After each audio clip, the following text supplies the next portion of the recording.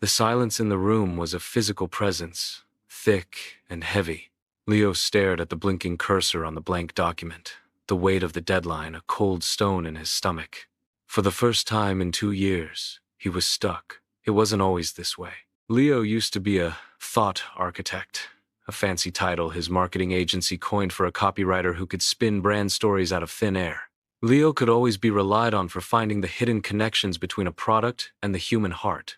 He was brilliant, unpredictable, and perpetually late because the ideas needed to brew in his brain. Then came Ether, the company's integrated AI platform.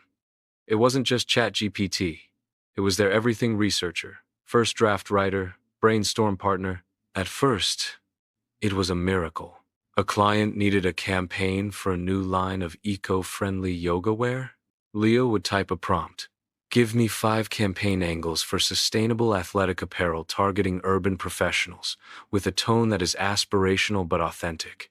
Ether would instantly return a list. Perfectly coherent, grammatically flawless, boring.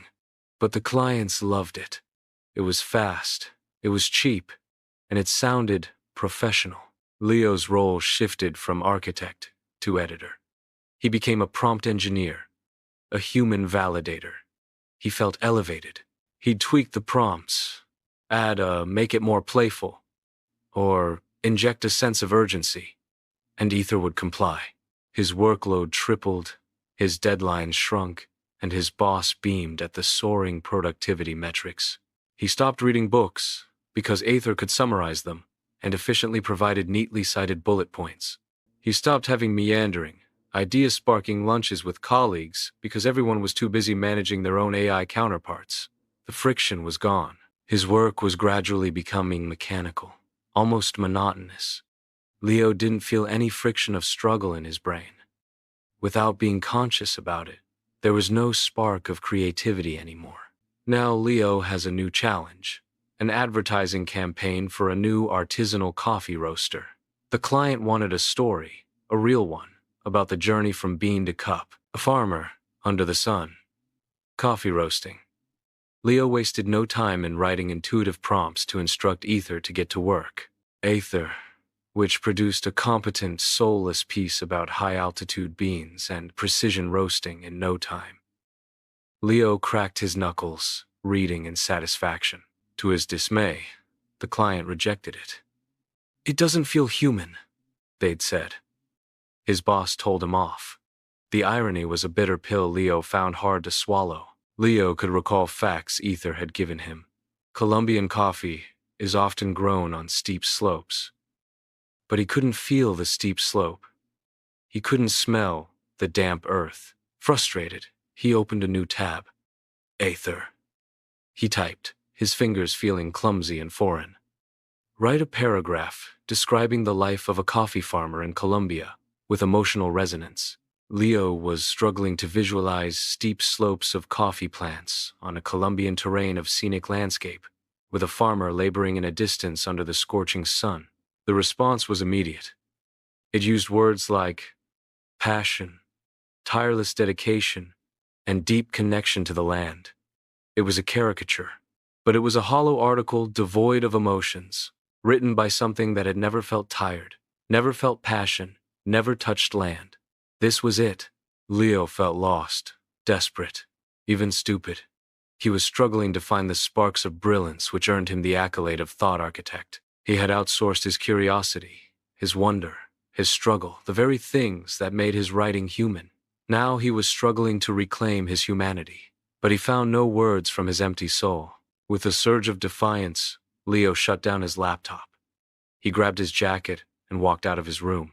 He went to the oldest, smallest coffee shop in the city, one that smelled not of sanitizer but of 1,000 spilled espressos and ground beans. He ordered a pour-over from the shopkeeper, a woman with ink-stained fingers and tired eyes. Slow today? He asked. The grind never stops, she said with a wry smile, gesturing at the beans. Literally. He laughed, a real laugh. He asked her about the beans. She started talking in a friendly voice, patiently telling Leo captivating stories surrounding coffee beans. She didn't talk about altitude or pH levels.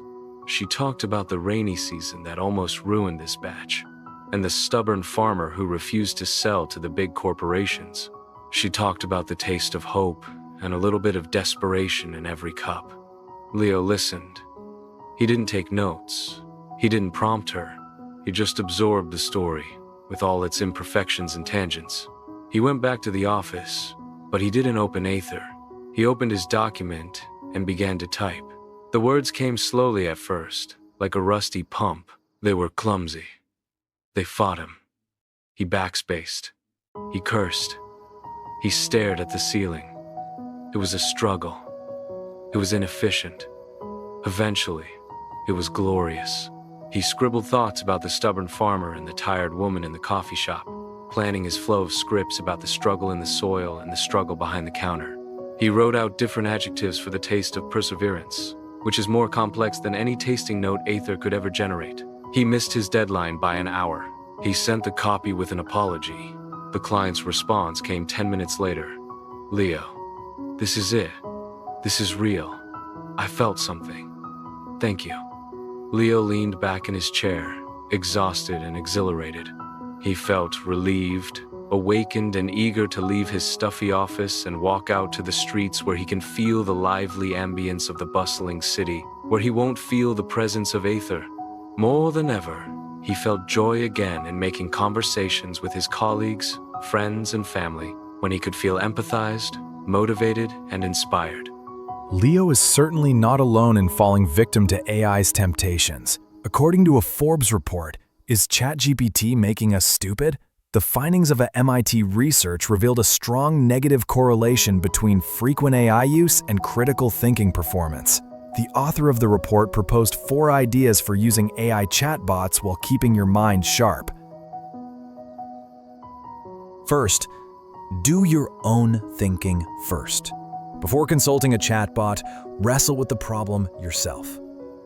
Second, turn off autopilot. Resist the urge to turn to AI for answers if you could generate on your own. Third, embrace friction. Live with mental struggles. They are part of the learning process. Fourth, step back regularly. Ask, why am I using this tool? What could I do differently?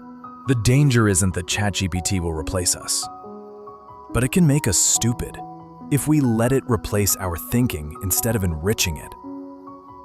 Don't let that happen. Oh, if you enjoyed the video, please kindly do these things. Thank you.